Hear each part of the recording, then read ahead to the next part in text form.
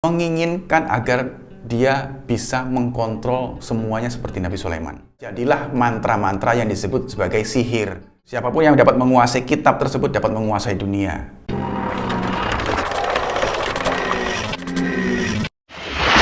Nah, pada saat setelah ditemukannya kitab-kitab tentang sihir di Eropa pada saat itu, banyak sekali yang sangat berniat untuk mempelajari tentang ilmu sihir.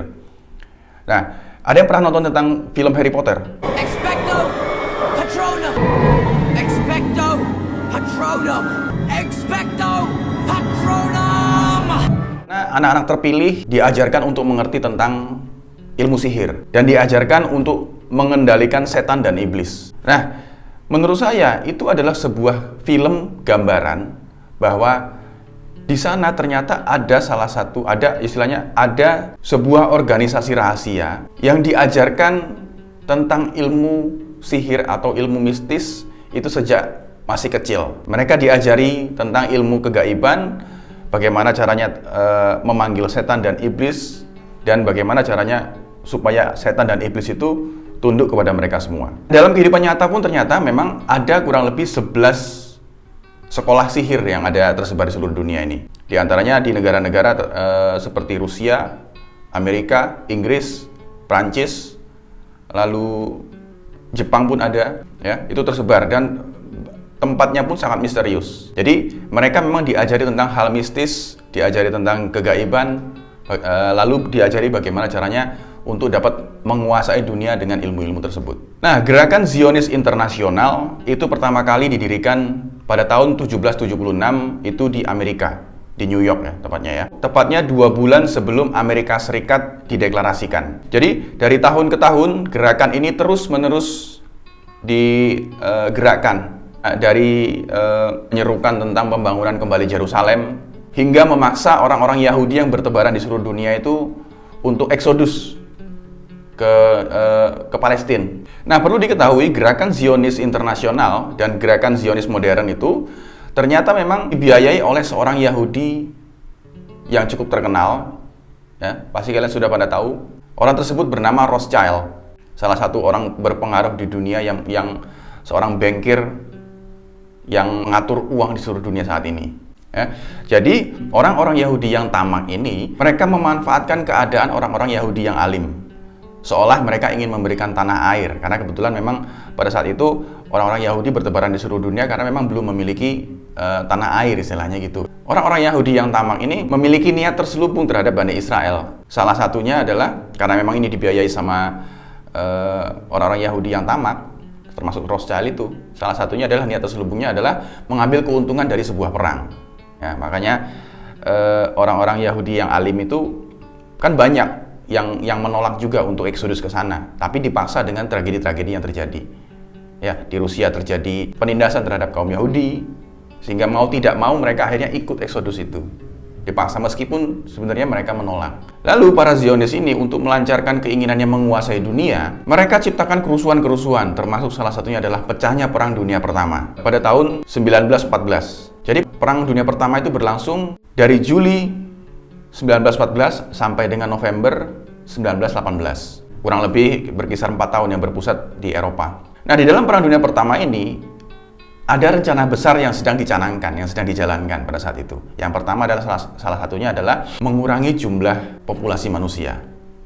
Jadi karena terjadi perang yang sangat besar pada saat itu, perang Dunia Pertama, terjadilah banyak sekali yang gugur dari setiap negaranya. Ya, banyak menewaskan banyak sekali orang, termasuk pada saat terjadinya wabah penyakit, malaria, lalu tipes, lalu pecah lagi flu Spanyol yang menewaskan kurang lebih sekitar 50 juta orang. Itu artinya rencana untuk mengurangi ini berhasil. Lalu yang kedua, berdirinya sebuah organisasi lembaga yang dinamakan Liga Bangsa-Bangsa. Ini dicetuskan oleh seorang presiden Amerika Serikat yang bernama Woodrow Wilson. Meskipun akhirnya Amerika tidak tergabung di dalam Liga Bangsa-Bangsa. Ini cukup aneh sebenarnya. Dia yang mencetuskan, tapi dia tidak tergabung di dalamnya. Nah, pada saat terjadi perang, semua orang kan pada saat itu sudah jenuh dengan kondisi perang. Pasti karena ketakutan, karena keadaan yang sudah sangat buruk pada saat itu. Banyak semua negara-negara yang menginginkan perdamaian pada saat itu. Banyak menginginkan menyudahi peperangan pada saat itu. Maka diciptakanlah sebuah organisasi yang memiliki niat mulia untuk menjaga perdamaian dunia pada saat itu. Lalu semua negara-negara yang perang tadi mulai tergabung di dalamnya, karena mereka sudah tidak ingin lagi terjadi perang dunia. Nah, pada saat itu ada sekitar 63 negara yang tergabung dalam Liga Bangsa-Bangsa. Ini artinya ada 63 negara yang pada saat itu tunduk kepada Liga Bangsa-Bangsa yang notabene didirikan oleh bangsa Zionis itu, orang-orang Zionis. Artinya mereka berhasil menundukkan 63 negara dalam satu organisasi yang disebut Liga Bangsa-Bangsa atau League of Nations. Nah, lalu kenapa Amerika yang mencetuskan tapi Amerika tidak tergabung di dalamnya? Jawabannya adalah ya karena dia tahu, karena Liga Bangsa-Bangsa akan dianggap gagal atau akan dihilangkan. Ya, maka ketika Liga Bangsa-Bangsa dianggap gagal, ya istilahnya karena Amerika tidak ada di dalamnya, otomatis citra bagi negara tersebut akan tetap baik. Maka akhirnya 21 tahun kemudian pecahlah Perang Dunia yang kedua. Artinya mereka sudah merencanakan itu. Karena di Perang Dunia pertama keuntungan sangat besar dan ternyata banyak negara yang tunduk kepada satu organisasi itu, dan akhirnya Perang Dunia kedua pecah lagi. Ya, itu Perang Dunia berlangsung selama kurun waktu 6 tahun. Ini melibatkan hampir seluruh dunia termasuk Indonesia. Ya, dan perang Dunia kedua itu kurang lebih memakan korban sekitar 70 juta jiwa. Dan akhirnya dengan pecahnya Perang Dunia kedua ini, otomatis Liga Bangsa-Bangsa dianggap gagal untuk menjaga perdamaian. Nah, pada saat Perang Dunia kedua ini berakhir pada bulan September 1945, ya, karena memang jumlah populasi sangat berhasil untuk dikurangi pada saat itu. Akhirnya satu bulan kemudian, tepatnya pada Oktober 1945, itu kemudian muncullah satu organisasi pengganti dari Liga Bangsa-Bangsa yang disebut sebagai Perserikatan Bangsa-Bangsa. Nah, artinya ini polanya sama. Mereka membuat sebuah tragedi yang besar. Lalu bagaimana caranya? Semua yang ikut dalam tragedi itu akan tunduk dalam satu lembaga. Ya, dalam tragedi pun itu terjadi pembelian senjata, terjadi pengurangan manusia. Itu keuntungan bagi sang pembiaya tadi yang mengatur uang, yang tadi saya sebutkan Rothschild namanya. Jadi saat itu, satu bulan setelah berakhirnya Perang Dunia kedua, maka berdirilah sebuah lembaga yang dinamakan Perserikatan Bangsa-Bangsa. Itu sama niatnya mulia, untuk menjaga perdamaian dunia supaya tidak terjadi perang-perang seperti itu lagi.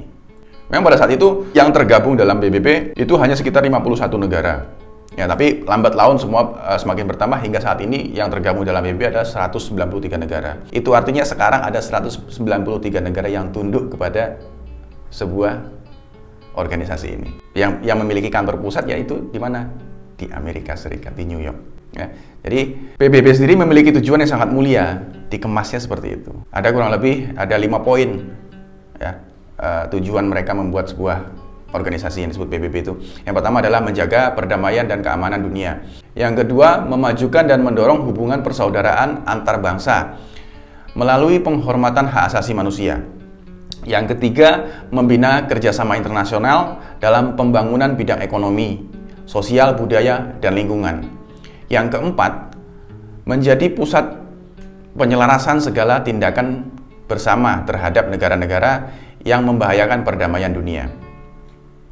Yang kelima, menyediakan bantuan kemanusiaan apabila terjadi kelaparan, bencana, dan konflik senjata. Nah, 5 poin ini nanti akan dijabarkan sebenarnya. Sebenarnya 5 poin ini penjabarannya ada dalam organisasi-organisasi yang ternaung di bawah PBB, seperti ada, ya kita tahu ada WHO, ada CNN, ada UNICEF, ada banyak. Nah, ada yang masih ingat nggak pada saat tahun 1946 Presiden Soekarno itu beliau keluar dari PBB? Itu karena apa? Itu karena Bung Karno pada saat itu tidak setuju dengan keputusan bahwa Malaysia diterima sebagai dewan tidak tetap dalam PBB. Itu artinya Bung Karno tahu bahwa Malaysia itu adalah negara bonekanya Inggris. Itu nantinya akan sangat membahayakan keamanan Indonesia sendiri. Ada Bung Karno keluar, dan selain itu juga Bung Karno sudah melihat sebenarnya gerak-gerik dalam pembuatan PBB dan lain sebagainya, ya. Dan terbukti setelah itu kita lihat saja peta yang berikut ini. Indonesia dikelilingi oleh pangkalan militer. Lalu pada tahun 1948 terdeklarasikan sebuah negara yang bernama Israel. Melalui proses yang panjang, maka dipilihlah oleh para Zionis itu tanah di Palestina untuk dijadikan sebuah negara yang bernama Israel. Maka dibagilah itu tanah di Palestina. Ya. Jadi pada saat didirikan negara Israel, banyak sekali mendapatkan kontra terhadap keputusan tersebut, termasuk Indonesia yang melawan sangat keras keputusan untuk mendirikan sebuah negara Israel di tanah Palestina. Karena Indonesia sendiri menilai itu adalah sebuah bentuk penjajahan. Ya, padahal sedangkan pada saat itu semua sudah diberikan kemerdekaan sehingga terciptalah PBB. Ternyata PBB malah mendukung keputusan tersebut. Lalu pertanyaannya, kenapa akhirnya PBB diam saja dengan keputusan tersebut? Karena di sana terjadi penjajahan, terjadi pengambilan wilayah, dan diputuskan di sana sebuah negara yang namanya Israel, dan Yerusalem sekarang menjadi ibu kotanya. Lalu kenapa PBB terkesan diam saja? Karena para Zionis itu, kala itu mereka berpusat di Amerika yang dibiayai oleh keluarga bankir, atau dengan kata lain begini, Israel dibentuk oleh orang Yahudi yang sangat tamak, yang tergabung di dalam PBB yang berpusat di Amerika, yang dibiayai oleh seorang bankir yang juga seorang Yahudi yang tamak. Jadi gitu ya, makanya kenapa banyak penolakan, karena banyak petinggi-petinggi dunia yang mengetahui hal ini. Tapi ada ketika mereka tergabung dalam PBB kan sudah ada peraturan-peraturan yang mereka harus semua patuhi. Ya, makanya banyak yang tidak berani menolak. Pertanyaan kedua, lalu mengapa Israel sampai detik ini ingin mengadakan kerjasama terhadap Indonesia? Dan bahkan ada kalimat yang mengatakan jika Israel menang, jika Yahudi Israel menang, maka Israel akan mengajak Indonesia kerjasama sebagai partner kerjanya. Tapi jika Indonesia yang menang, maka kami akan berguru kepada Indonesia.